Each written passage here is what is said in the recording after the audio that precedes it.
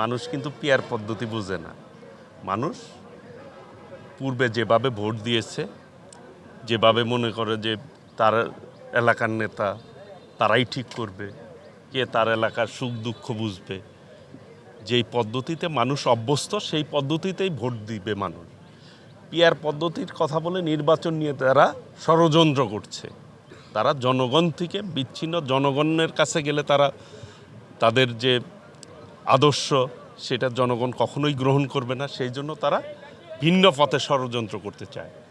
কাজেই যারা পিয়ার পদ্ধতির কথা বলে তারা নির্বাচনের বিপক্ষে অবস্থান আমি মনে করি এই দেশের জনগণের বিপক্ষে অবস্থান। জনগণ যেটাই অভ্যস্ত সেই অনুযায়ী জনগণ ভোট দিবে।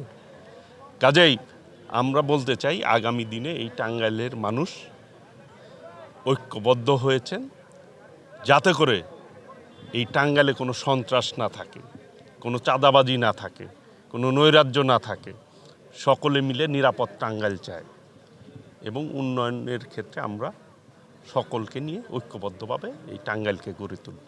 আজকে আপনি এইখানে এসেছেন, দেখতেই পাচ্ছেন যে প্রত্যেক ওয়ার্ড থেকে 12টি ইউনিয়নের ওয়ার্ড থেকে নেতৃবৃন্দ এসেছেন।